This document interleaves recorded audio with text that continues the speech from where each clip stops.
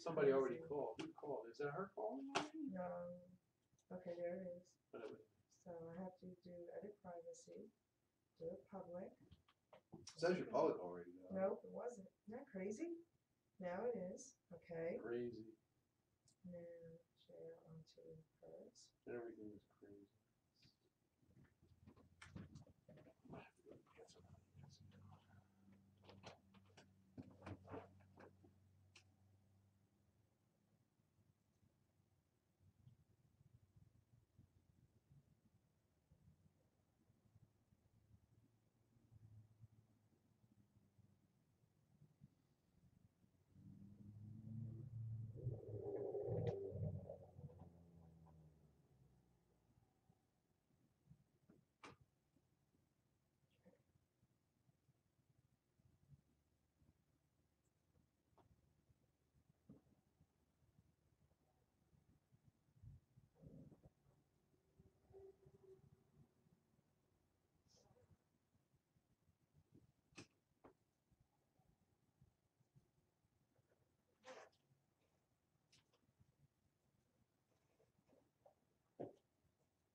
Hey, everybody in Facebook.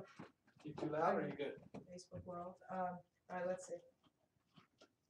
Hello, hello. I think it's okay. Okay. You could. Nope, it's okay. Now it's good. Perfect. All right.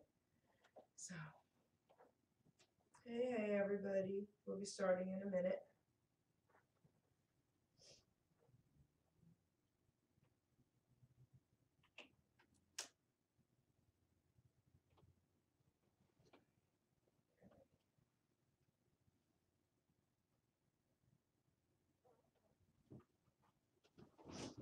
So itchy.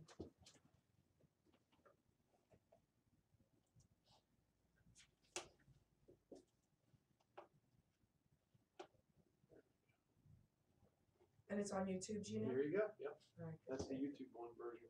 perfect. Perfect, perfect.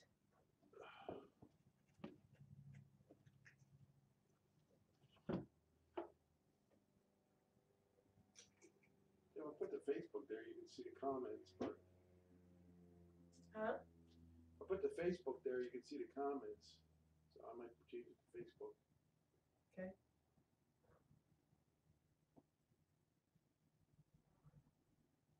You ready to start? You want to start early?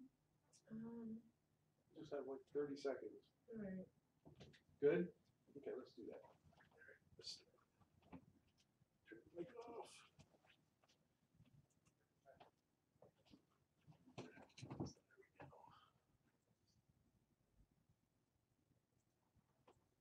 Okay.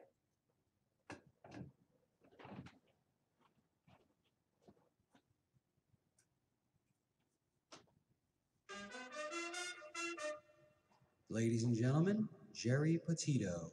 I'm not an addict, I'm just an ass. And in time, this too shall pass. I'm not an addict, I'm just an ass. Geri Petito taught the class. I'm not an addict, I'm just an ass. Loves the answer, the greener grass. I'm not an addict, I'm just an ass. One day at a time, free at last. When you don't know just what to do, Just what to do, just what to do. if what you're feeling is really true, It's really true, is it really true? just keep your ideas safe and sound. Safe and sound, safe and sound. That's exactly how change is found. Change is found, change is found. I'm not an addict, I'm just an ass. And in time, this too shall pass. I'm not an addict, I'm just an ass. Geri Petito taught the class. I'm not an addict, I'm just an ass. Loves the answer, the greener grass. I'm not an addict, I'm just an ass. One day at a time, free at last. Hello, everyone, and welcome to the Geri Petito Show on HamiltonRadio.net. So before I even tell you about the show, I'm going to have Gino tell everyone about Amazon. Oh, hi, everybody. How you doing? It's Doc G here. Yeah, you can go to HamiltonRadio.net and look for Amazon, Best Buy, Walmart. There's also a donate button there if you'd like to donate. Then, we get your money directly. But if you want to purchase anything through any of them companies, you can just do it right from the website, HamiltonRadio.net. And all the proceeds, of course, go to whatever you're buying and us. So we appreciate it. Thank you very much. So everybody, I'm the author of I'm Not an Addict, I'm Just an Ass. You can go on Hamilton Radio through Amazon and buy my book as well. If you haven't done that, I ask that you please do that because Hamilton Radio is just an amazing outlet. We help so many people, and the proceeds from the book will go also to Hamilton Radio to continue this because, people all over the world watch our shows. And I get inboxes every single day saying thank you from people that I don't even know. You know what I think I'm going to start doing, Gina? I'm going to start asking permission from these people if I could post their messages. Sure. Because then you guys will see really, truly how much we help people. Speaking of helping people, we have an amazing guest that's going to be calling in tonight. Her name is Felicia L. Reed. She was let's say, in an abusive life from age 5, I believe, to 51. She'll tell you all the details. Her life is unbelievable. When she shared with me things that she went through, I almost felt like, could this really be real? That's how crazy it is. We hear crazy stories all the time, and I'm going to tell you something. It's real. And instead of her becoming a victim forever, she decided to empower herself. And this woman's a hero. She's a true hero. But she took it a step further, guys. She not only empowered herself, she empowers other females now. Females without fear. She did an interview on myself, which I really appreciated. And it was a really great, enlightening interview. And it was good for me to finally be interviewed and get my story out there, because I keep doing so many interviews, and it was really good for me, and I want to thank her for that. She did a really great interview on Ava Holly, a friend of mine. Check her out on Facebook, guys. She's got amazing eye bags. And you know what's funny? What we do is not selfish. It's really not. We try to even give proceeds to help people, and that's what we want to do, okay? Even Ava. She's an amazing woman as well. And then I'm sure a lot of you have seen a couple of my shows where I had Megan Malfi and her, Megan Malfi, she suffers from bipolar, okay? And she has a vlog, I guess it's called a vlog, My Bipolar Rules, and she helps people with bipolar, and she gives you some really enlightening information. And her mom, Elena Malfi, is her person. And Felicia interviewed them as well, and the interview was beautiful. So if you can look up these women out there on Facebook, let them know that, you want to know some things and they can help you, and just let them know that you're supporting them. That would be really great. My guest will be calling in about 10 minutes, but you'll hear the poem I wrote about her when she calls in. But I'm going to read 2 other smaller poems. One is about abuse and one is called Empowered Women, because that's what tonight is all about. So, I hope this message gives women out there hope, because abuse is everywhere, and it's not just women, it's men as well. And I was recently given a story from a male friend who was just in an abusive situation. So it's not just about women, but I think what happens is the women feel like there's more, they're being held back more. That's what I think happens. So tonight's show is to empower women, okay? And if you're a man out there listening, I hope it helps you as well. So there's 2 small poems here that I would like to read before Felicia calls in. Okay. The first one is called Empowered Women. Historical women I do want to praise, praising all their courage in all of their ways. They overcame obstacles we can never endure. Our generations are weaker than theirs, that's for sure. These women were born in a time of despair. Taught they were worthless, even told what to wear. They couldn't speak out or have any rights. Their life was a struggle by days and by nights. So to be empowered back then wasn't done. Women accepted their roles. Men ruled one by one. Except for the few who stood up and said, I'm fighting for rights or I'd rather be dead. These women are heroes we all need to know. Without what they've paved, we'd have no place to go. So if anyone remembers a show that I did a show about all these women in the past that, paved the way for us, for women to vote today. Not, if we didn't have those strong women back then, I can't even imagine what they endured and what they went through, and yet what they were able to accomplish. I say that just to say this, that we're all victims of abuse at some point in time. Every single one of us. I don't think there's anyone out there that could say, well, I'm not saying everyone, but a large percentage. Most people out there, especially women, say, yeah, I've had some abuse thrown at me somewhere. So, but you don't have to be a victim, guys. You just don't. That's your choice. There's so much help out there today. It's not like it was years ago. So I just hope this show really helps you guys understand that you can reach out even to me on Facebook and we can help you. You don't have to be a victim, okay? The next poem that I want to read is called Abuse. All right, and then Felicia should be calling in. While writing this poem, my heart sure will break. Abuse towards a child causes a child to ache. Not just for a moment or even a year, a lifetime of sorrow, as in forever, I fear. A child is helpless, should be cared for and fed, not abused and disrespected, tortured and left for dead. The monsters that do this should be put to death. For the child they destroyed, let them take their last breath. They should not serve in jail. What the F? They serve their time. Forever a child is damaged, but they get away with this crime? They are not human, not healthy or sane. They should have no rights. Put them out of their pain. We need to become more strict when it comes to breaking our laws. When people rape and murder, the punishment should fit the cause. Child abuse is also towards boys, not just females alone. Step up to the plate, people. Abuse needs to be known. How adults just ignore, I can never conceive. They too are sick. This truth, please believe. It's so much deeper than we'll ever know. Crime against kids is the lowest of low. Domestic violence is second in line. At least they're adults accepting this crime. Most is towards women, and there are some men. Regardless of sex, it happens time and again. If you are involved in being abused, it's time you are heard. Stop being confused. There is so much help. If you want it to end, you do have a voice. Please speak to a friend. Women's spaces out there. The time is now. Please don't wait. Reach out to them ladies before it's too late. So I just hope that you ladies listening tonight really understand that you do not have to stay in an abuse situation, no matter what it is. There's help. Okay? Today, more than ever, there's help out there. So, Felicia, darling, if you're listening, I hope you are. You can call in. We're ready for you. I know we said 5:15, but we're fine if you want to call in a few minutes earlier. Okay? And if not, we will just wait for you. So, we'll start there.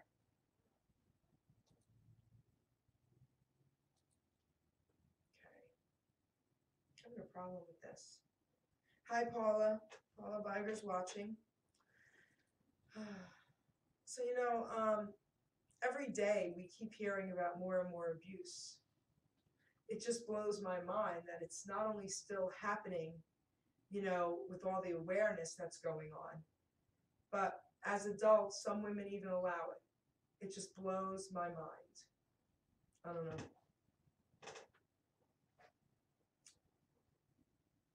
Dr. G, you have anything you want to say while we're waiting?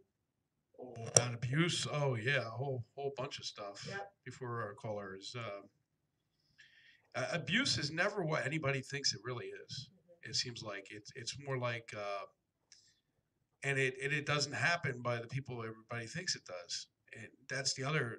I mean, that's a fallacy that most people don't even realize that. I talked about it with my daughters. It could be any person in the family or a friend or anything like that. And there's certain signs to look for. An abused person can be a child, an adult, female, male.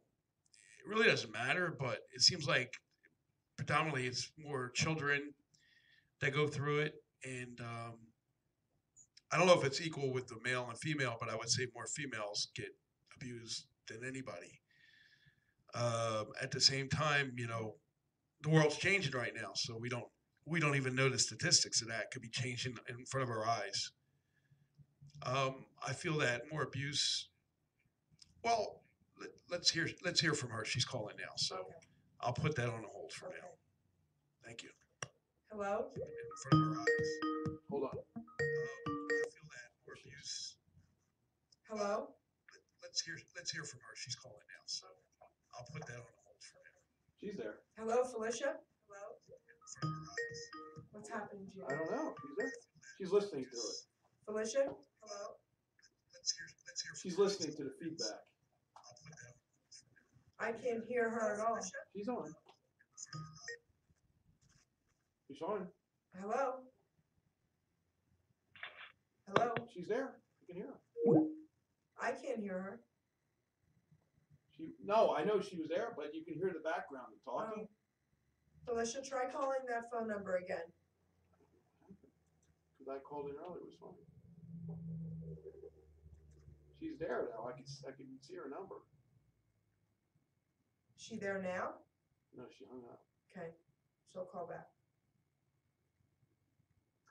You have to make that announcement too, Jerry. I know it's not convenient for everybody. Make sure you turn down your Facebook or whatever you're watching it on at the time, because we get feedback and it's going to get you confused because you're going to hear a delay.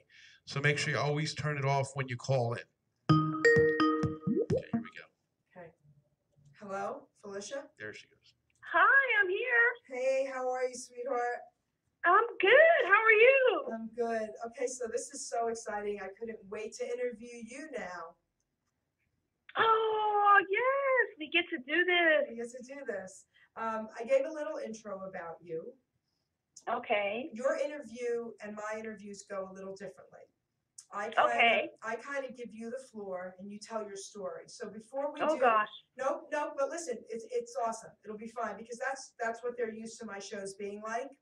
So Okay. what we'll do first is I want you to formally introduce yourself and tell everyone about you a couple minutes, and then I'm going to read your poem to you. Oh, okay. Thank you.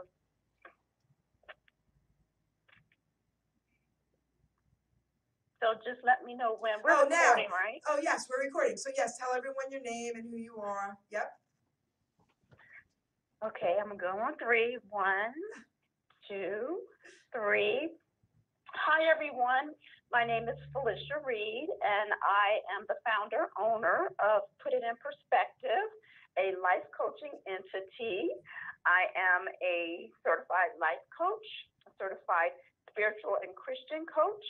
I am a speaker, an advocate, an artist. I am a mom, and I love quality management. So I'm a quality management professional as well. And I just want to thank Geri and her team for having me on her show to discuss abuse and to empower, to provide insight and up close and personal information that many of us will be able to relate to. I think that it's great to read stories in the newspaper and hear about them on the news, but when you can really connect to victims and survivors alike, it makes a difference.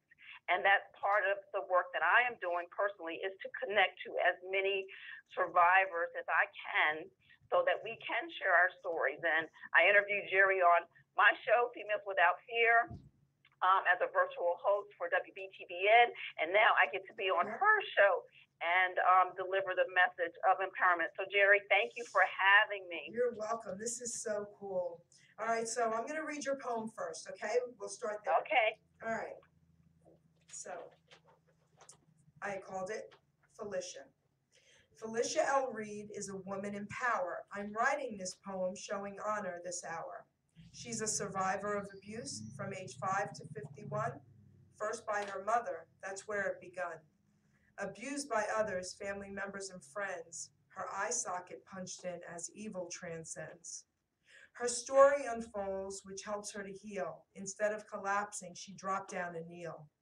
God heard your cries, and he carried you until you He was strong enough to walk no matter how big the hill. He covered you that day with our Savior's blood. He covered you that day. Drop down and kneel. Wait, God heard your cry. Go ahead. Is that you, Gino? I'm sorry, Felicia. No, go ahead. Okay. He covered you that day with our Savior's blood. Now nothing can ever harm you. They will be buried in the mud. Our Lord made you strong. He knew you'd obey. You'd hang on to every word that our Father had to say. In all you went through, I still can't believe, not turning to drugs, but to Him to receive. You are an exception. Not many survive with so much abuse that started at 5. You have your son, who's a college boy. He's grown up well because you gave him joy. You broke the cycle. Where darkness lurked, you brought in light. Through prayers, it worked. Your only addictions are really not bad. Tea and pretty dresses, to be happy, not sad. God also prepared you for His work to be done. He called you His own through the blood of His Son. Through your love of nature, He gave you this gift. Go heal others naturally, and their spirits you'll lift. You can see, hear, and feel things in a spiritual way, and now must help others on any given day. Life Empowerment Coach is the path you have taken to guide and help others with the choices they're making. You also love art and enjoy being alone. God gives us that time to focus on the throne. You're an advocate and coach. You empower as you speak. God is in control as long as He's who you seek. To say you are strong will not even matter. Your actions have proven Felicia won't shatter. I'm blessed to have met you. God showed us the way. We did meet on purpose in His timing that day. Continue to shine and hold your head high. You're a woman of God. Now the limit's the sky. That's for you, girlfriend. Wow. Wow. Just wow. That's for you. So Thank you. you're welcome. So we did get an opportunity to speak, not just when you interviewed me, but we spoke on a personal level when you told me your story. Yes. I gotta say, you know, hearing your story, so many different things went through my mind. Either Felicia's crazy or these people are really crazy, because the story is almost unbelievable. Yep. I'm going to give you this time to share it with everyone so we can try and empower other people, because here's the thing, Felicia, everyone thinks their story is the worst. And you know what, they have that right. Everyone's pain is pain. And you know, everyone's abuse is abuse, and it is real to them, and it is the worst to them. But I think when we share, like you and I talked about, when we share things that we've gone through, it makes everyone feel a little more comfort, knowing they're not alone, right? And they have someone they can maybe reach out to, and that's what we're doing. So I'm going to give you the floor, and I would love to hear your story again. I mean, start as early as you can remember with what was happening. Yes. So I will just say, you know, I'm not starting yet, but I'm telling you that I will start, you know, from childhood, and just explain that there was abuse growing up, and that is the way I grew up. So I expected it in life, and I'll just start there and quickly bring us to the last episode, because I think that's critical, because not many people understand gaslighting and cyber tactics that are being used for abuse right now. So when you say that you expected abuse, so that means that, you know, when young people are abused at a young age, they almost grow up expecting it then, right? Right. Okay. Yep, we do. Okay. We don't know anything different. I mean, we don't know love. We don't know, you know, we are submissive. And I can speak to that some as well. Okay. Not that I necessarily expected it, but I did, you know, I was just so silent that you didn't speak up against, you know, being abused. Okay. So the floor is yours. Okay. I am a survivor of every form of abuse, starting at the age of 5. At the age of 5, I encountered abuse by my babysitter's son. And it would take me 45 years to be able to tell anyone about the events that occurred or the type of behavior that he exhibited. There was no rape; it was molestation and pedophilia. Tongue twisted there. Can I rewind? You can rewind, girlfriend. Anything. It's your. Okay. So there was molestation and not necessarily a rape. And I held on to that as a young child, and like I said, I didn't reveal that information until I was until 45 years later. And growing up in my home, there was abuse. The environment was very toxic, very dark. It was at times like walking on eggshells, that if I creaked the floor the wrong way, then I would have done something to spark either isolation or emotional or verbal abuse. And I tell people that my family came to Washington, D.C. with me in 1962, and it was very hard. My parents conceived me in high school, and instead of staying in the country, they made a run for the big city. And of course, it was hard. And I'm sure that the pressures of city life and having a child, and then another child 1.5 years later, when you basically had nothing and times were really against you as far as resources and different things that you could align to make it it wasn't like today, of course, we know. And I took on the responsibility for tough times as a child. I took it on as it was my fault. If I hadn't been born, it wouldn't be that way for my family. And I exhibited a behavior of a very mature person. For example, I could do chores at a very young age, and it wasn't like playing house or having fun. It was with serious intent that this was my responsibility. And there's a clear difference in that aspect where you're just pretending to vacuum or clean or keep things nice and orderly, rather than having the intent, like, I have to do this. And I also showed signs of being gifted with making things as far as handcrafts, and I love to sew. So I took on, and someone recently termed it for me in this fashion, that I took on an adult responsibility. Not intentionally, but because as a sensitive child to the environment that I was brought up, that I was being brought up in. And so therefore, I wanted to make everything okay. I wanted to fix everything.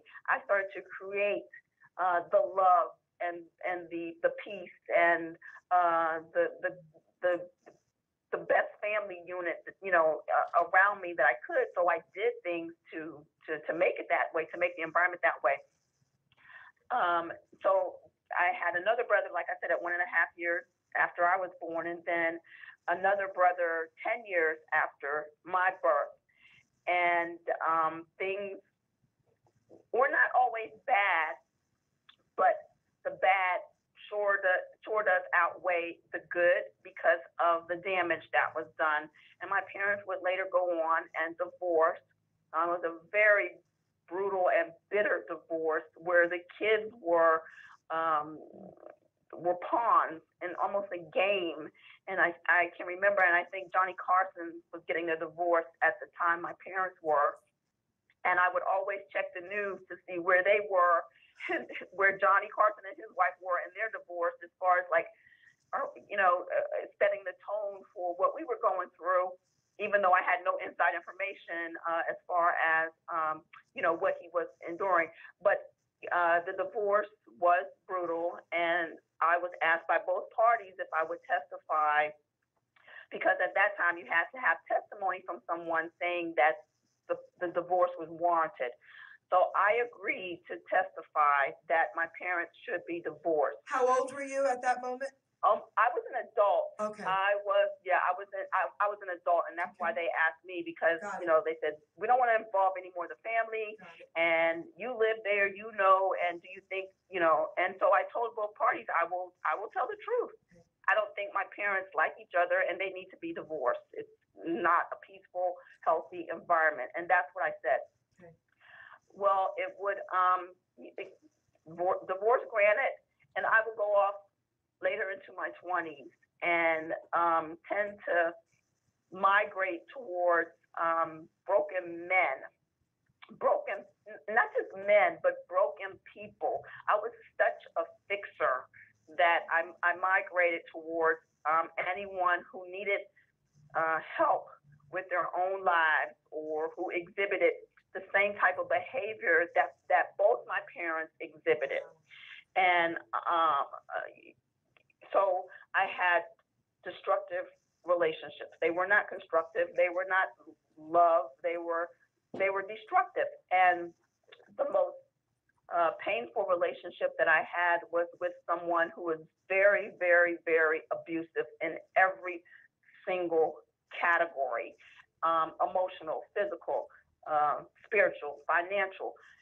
And I would endure an injury that most people have never heard of, and he would put his fist through my face, through my eye, and break my orbital floor, and I would require a special cup to be made to hold my eye up, because it had actually fallen down into the socket, and that would be a very extensive ordeal for me. I did not leave the relationship necessarily right away. I was in and out of it after that ordeal, because still I wanted to fix some things that I felt needed to be done before I would finally walk away. And I did what I could, and then I walked away, and luckily I was able to save my life, not only from having that extensive injury, because there were some predecessors to that injury that I just don't discuss, but it was very life-threatening, and even the injury itself, because I had the possibility of permanent eye loss, brain damage because of the blood in my head, and a whole list of things that could have easily have taken me out of here. And I escaped out of the home with my car keys, made a mad dash, and was able to get out through the grace of God and angels to save myself.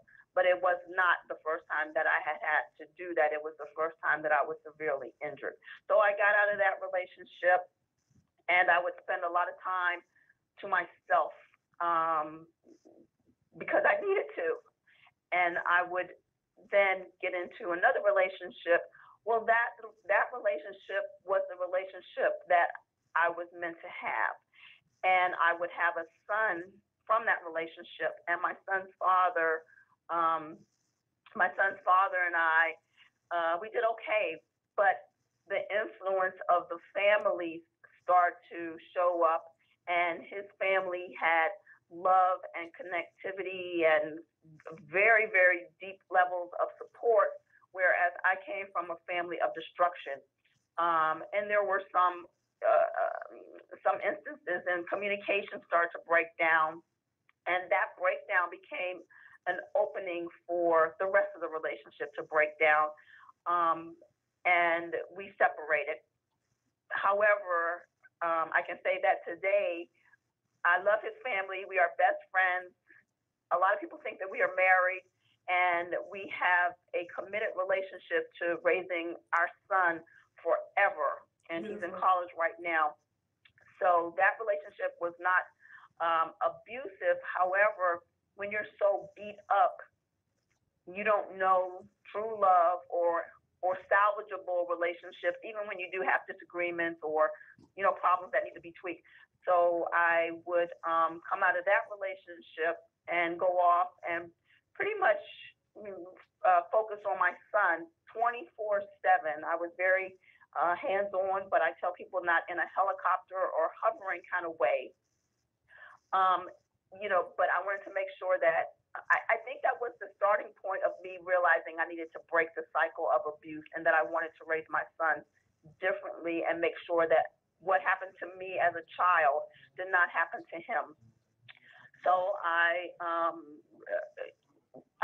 got to the point where his father and I, we started to see where we failed each other, and we became very close friends. And even we never reconciled the relationship. But like I said, a lot of people think that we're married because we do have that synergy between us. And my son is just I couldn't ask for a better child. I have had no problems out of this kid whatsoever. And I have to give him credit and take credit for that too. After I separated from his father, which we were never married, after I broke off the relationship with his father, or it was broken off, I would once again spend a good chunk of time, years, by myself. And I would not date anyone or go out or leave my son at night to go off on different ventures that single people do. I was very hands-on in raising him. However, I did meet someone eventually that I would date, sort of kind of. In reflection, it wasn't even that because I still made sure that I was at home. So, we didn't go out a lot. And I invited him to spend time with us in our home. And that was pretty much the dynamics of the relationship.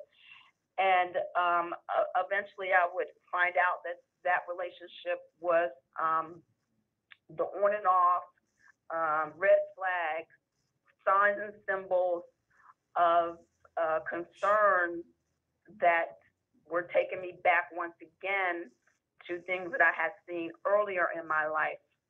And I made a discovery, and I broke off that relationship. And the family's going great. Everyone's, pretty much getting along, and things are wonderful.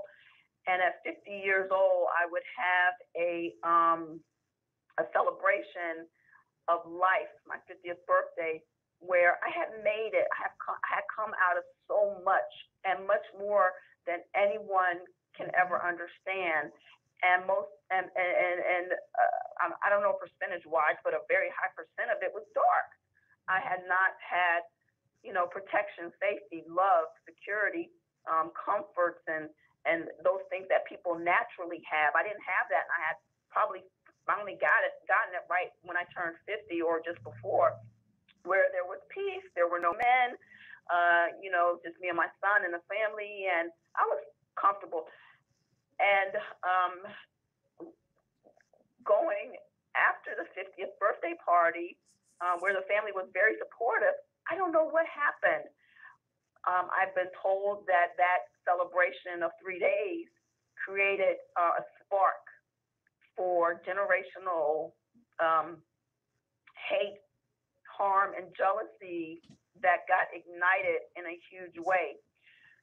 So there were a series of disagreements, which I really don't remember over what, just petty disagreements. And I kind of went into isolation again, away from the family.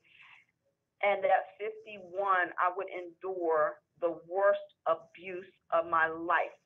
It has professionals and authorities reeling, and it involves gaslighting, cyber stalking, a home invasion, property damage, and a mental takedown attempt that probably most people would not survive. So one day I go to work and I drop my son off from school, and I come home, and I had arranged for a neighbor who had access to my home to make repairs during that time. And I walk in and something's not right. And I start asking questions. And one thing led to another. Well, what it led to was the discovery of a gaslighting event where my family had partnered with the ex that had ended the relationship with. He was allowed to come back into my home after a year and a half of being separated from him to entertain himself with a female neighbor and do some property damage as part of, like I said, gaslighting and a vendetta. Do you want to explain what gaslighting is? Gaslighting, yes. Gaslighting is the creation of events that are usually far-fetched, unbelievable. The people don't look like they would do anything like that. And you're the only one that knows about it, or there's a select group that knows about it. In this case, it was a select group that knew about the gaslighting. And it's created and it takes place, and then you are mentally tormented with the information surrounded by the gaslighting event. So, my family conducted this event, one of many events during, I call it a multi-layered attack because of all the elements that it involved. Okay. And on a daily basis, I would be mentally tormented with the information starting at 9:30 in the morning and ending just before I went to bed at night. And there would be visits by different family members, a lot of moving parts, to come over to give me information in a question form or a badgering form. There was yelling and screaming at us, my son and myself, episodes, and it was just constant pounding on our brains, and it was intended to break me mentally and emotionally. So there was a discovery of devices that had been planted in my car and around my home perimeter. I also encountered cyber warfare, not only on my on my computers, but on our cell devices. And I had to go so far as to enlist the help of Verizon, who detected unseen and unfound wireless devices that had been connected to my router, where they then petitioned the FCC to allow them to change my IP address because we could not find the devices to disconnect them from the router. Wow. And that permission was granted. I guess they have a segue into the FCC for emergencies because it happened within 24 hours. My IP address was changed, and that's unheard of. But it didn't stop there. And over a course of time, there was this takeover mentality that was exercised against us, where we would turn on our televisions and there would be no stations available, and we would have to wait for our router to be released from a denial of service, a DOS, that's cyber terminology, and before we could do homework or watch TV. I went through about 5 different cell phones trying to find a cell phone that would be a safe cell phone, but every cell phone that I would obtain showed signs of infiltration to for example, shutting off and on, or the beeps or strings of text messages back to back. The cell phone would go by itself as a keyboard would when there's a Trojan that takes over your keyboard. So computers were taken over, and cell phones and televisions were taken over. I tell people anything with a code can be infiltrated, and once it's connected to a router, it can be controlled in that capacity as well.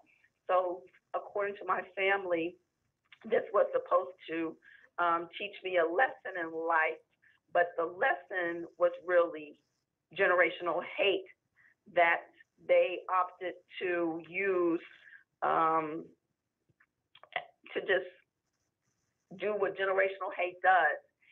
And I still live 2 doors from the neighbors that used our home in a very dark and concerning way.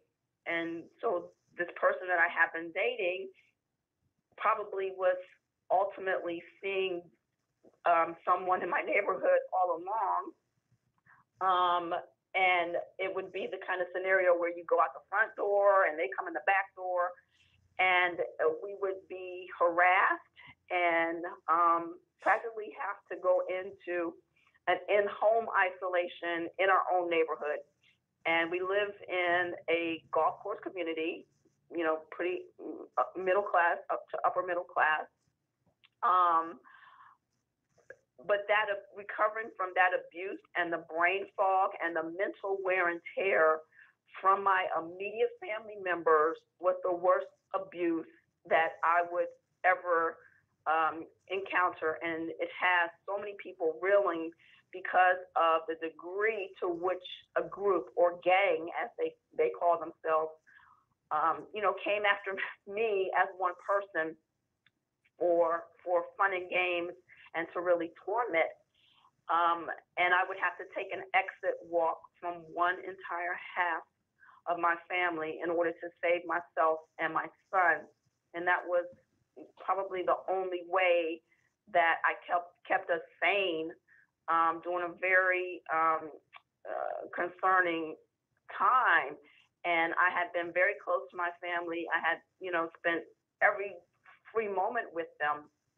So for this to have happened, something was triggered in the family of unhealed issues from, you know, probably when I was a kid, or to even the one parent's childhood that was involved.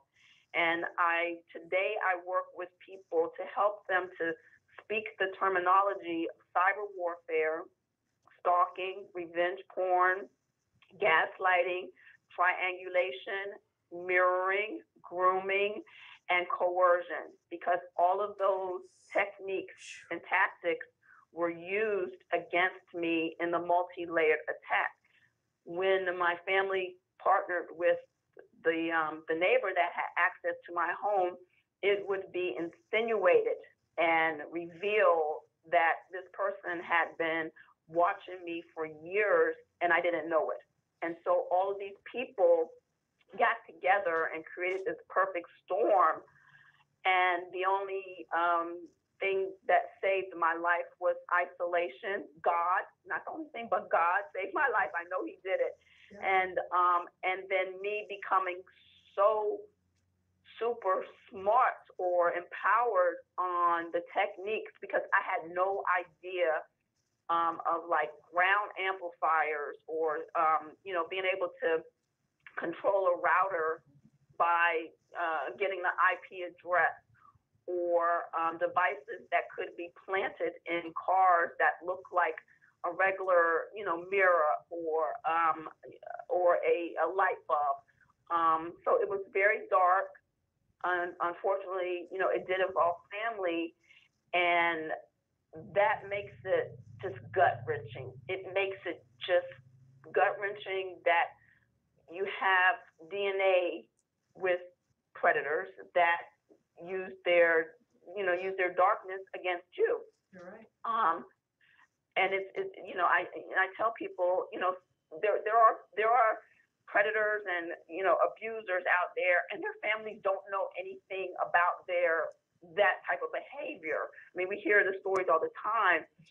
So I tell people that, you know, when you know that it's friends and that it's family, it kind of like pulls you just from the outside and grabs you and just you know, just holds you real tight. Like it has that grasp over you, like I can't breathe from anywhere.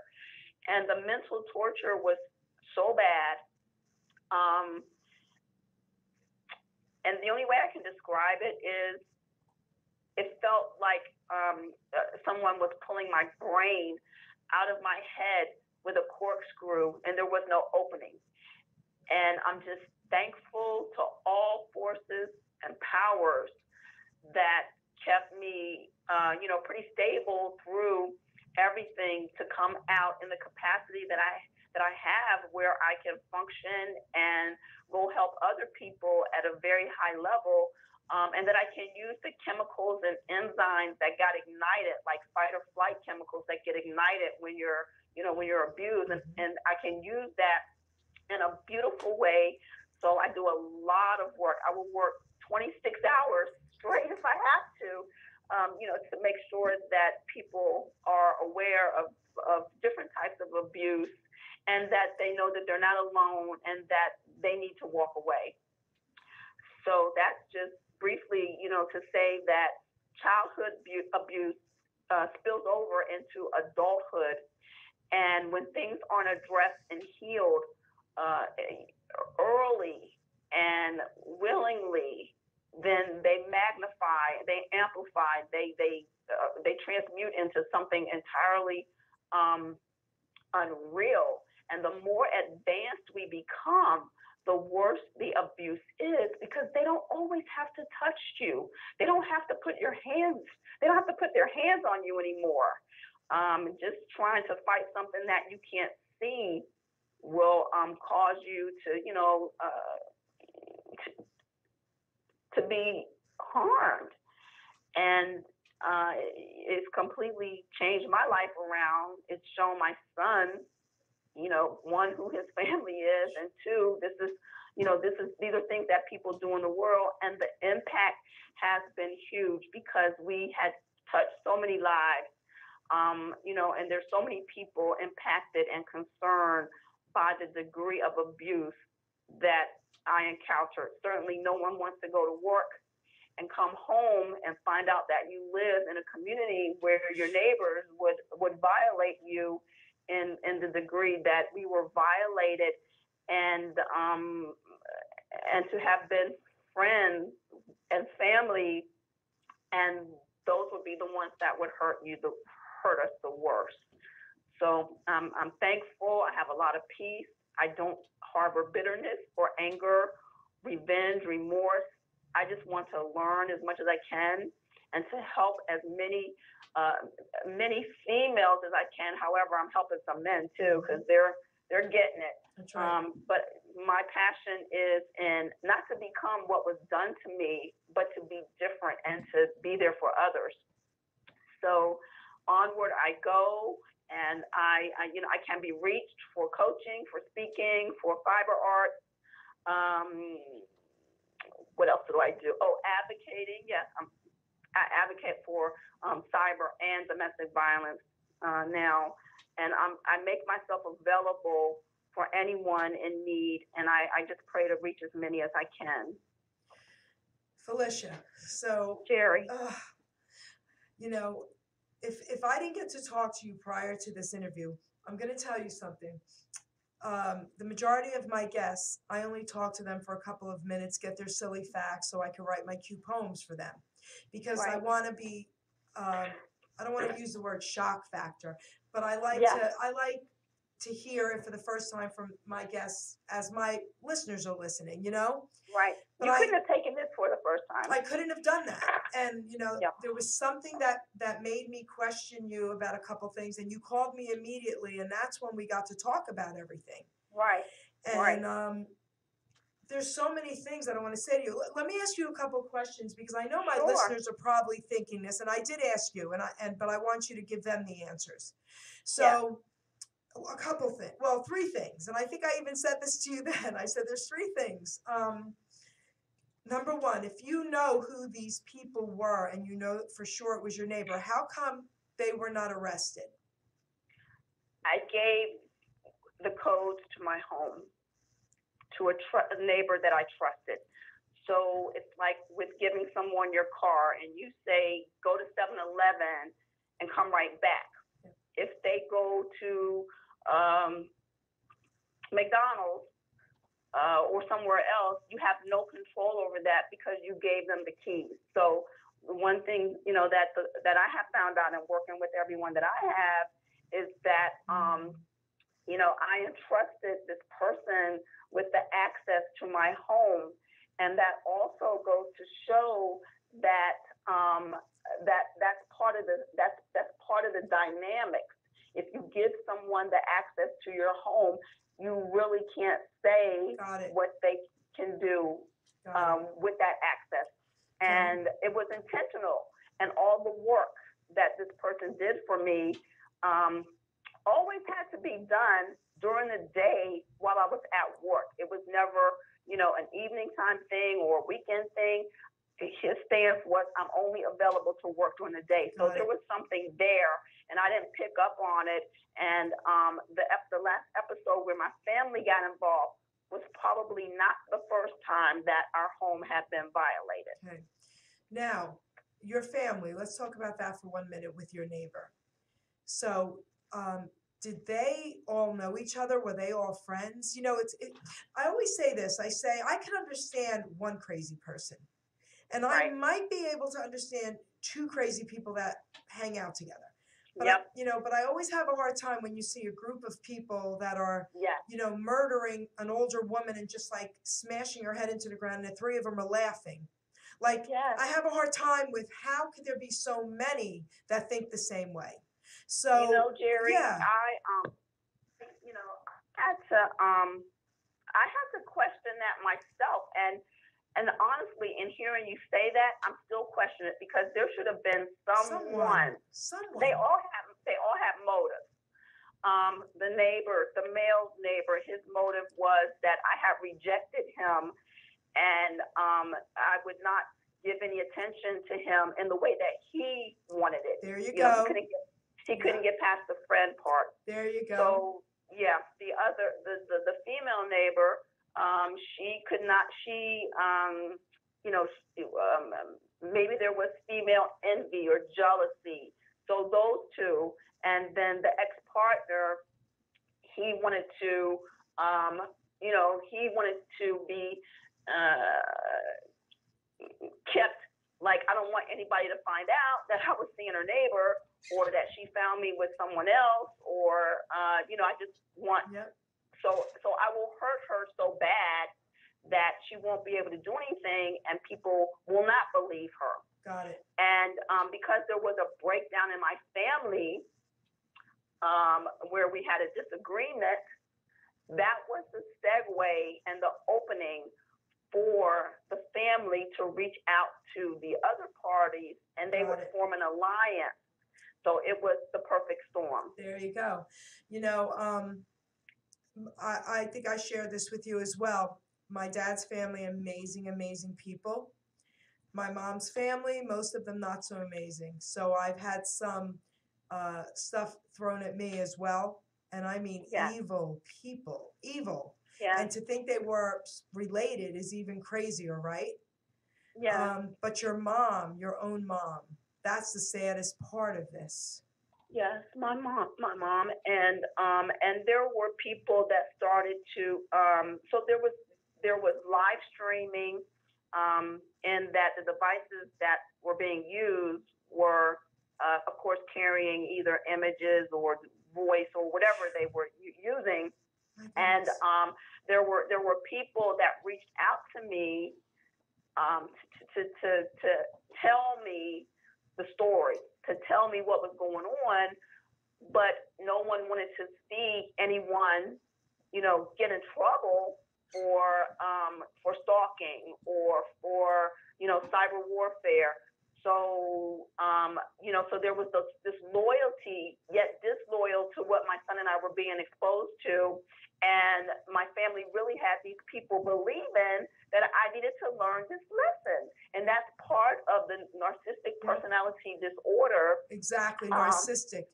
That's the word, narcissistic. There you go. That, they had people really believing that I needed to learn this lesson. And so they kind of like brought other people in, and they created a blog and a secret group on social media, and they would, share my information and bash or assume my identity like a ghosting. And it was just a little project. I was a project. So through all this, your son, my son, how is he? I mean, you're amazing. So I'm not surprised your son is doing well. Thank God for you. But Yeah. but how did he get through all this without any scars? My son is an old soul, and because he he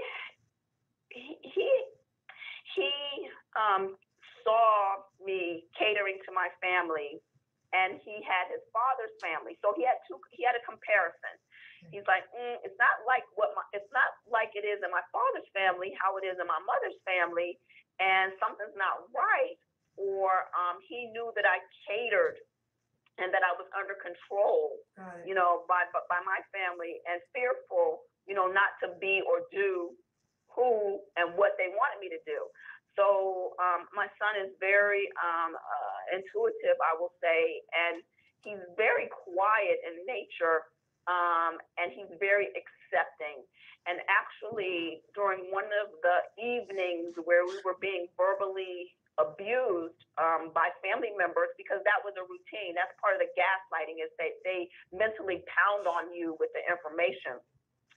And he said to me, he's like, Mom, how much more abuse are you going to take in life? Wow. He's like, we will be okay. We will be okay. So the evening times, there would be visits by immediate family to come over and just berate us. And like I said, there was a schedule. I would get a phone call or text or email right between 9 and 9:30 to disrupt my day. I would be contacted during lunchtime with additional information. And then once I would walk out of work, I would be contacted again. It was constantly pounding on me with information to hurt me. And then there would be the evening visits as well. So, Felicia, what would you tell mostly women out there, because this is about empowering women, but also men who have been abused or are in abusive situations right now? If you could tell them one thing that you think could change their lives, what would it be? Oh my gosh, I will tell people to focus on you. It's not selfish to focus on you.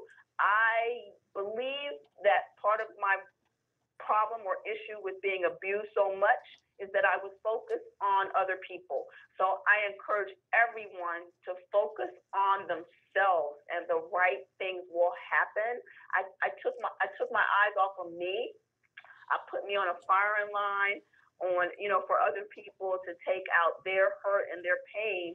And I also was open. I tell people all the time, be careful with trust. Trust, but don't trust. And pay attention to red flags. The minute you see who someone shows you that they are, believe them the first time. I had no business giving this person the access to my home when I had immediate family in the area within minutes away. However, I was so trusting that it would be okay, and that this work, it would be okay for him to do work in my home while I was at work, primarily because I spent my evening time with my son and his homework. So I didn't want anything distracting us in the evening time. And he learned my habits, my likes and my dislikes and my preferences, and they were used against me. It's called mirroring. Mirroring. So I want to thank you, of course. Yes. I mean, Yes. you know how I feel about you.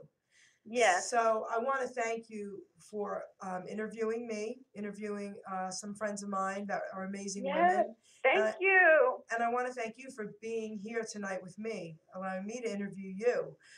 Your story is unbelievable. And if we could help one person tonight through this show, then we did what we were supposed to do. Yeah. God has used you in such a way. Whenever I meet people, but mostly women who were seriously abused, and they're no longer victims. They're no longer victims. Right. And they know their worth. I always say, KYW, know your worth, ladies. Yes. Okay. Yes. And these women are heroes, and you are absolutely a hero. And Well, I thank you for you that. I are. was determined to save my own life Yes. and my son's life, and to break a curse. yes, To bring more light and get rid of the darkness over my family, so that we all can heal. And years later, so it's been 4 years now that I've been on an exit walk. And I'm not the same person. My family's not the same. I don't want to be abused anymore. I'm not going to be abused anymore. I'm going to speak up, and I'm going to help other people. So my commitment to myself is that I continue to move forward in this finally essence of who I'm supposed to be. well, I want you to give yourself another perk. Tell everyone who you are, what you're about, and then I'm going to give you my last thank yous before we close the show. Yes.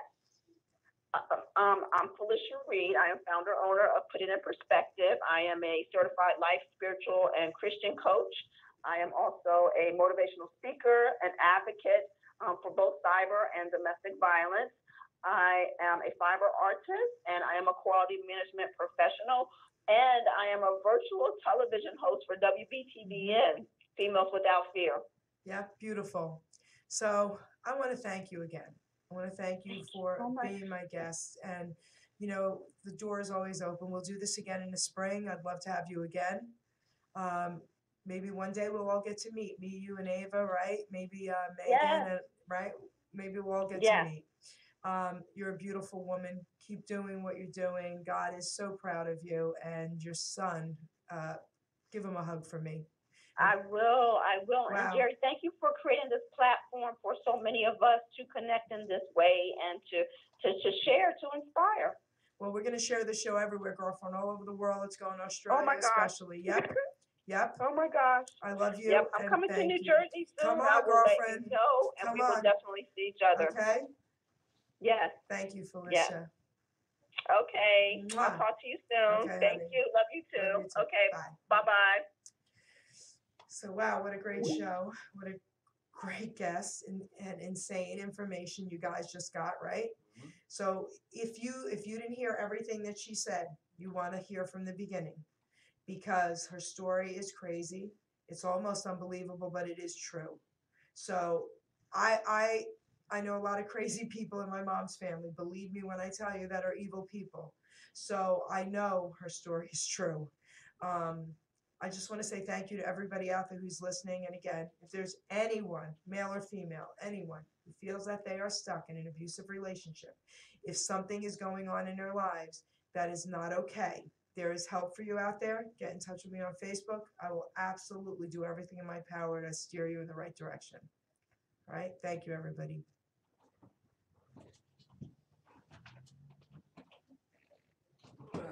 Can you get her on Facebook? Yeah, I got you. Wow. All I can say is wow. Powerful stuff. Sounded good.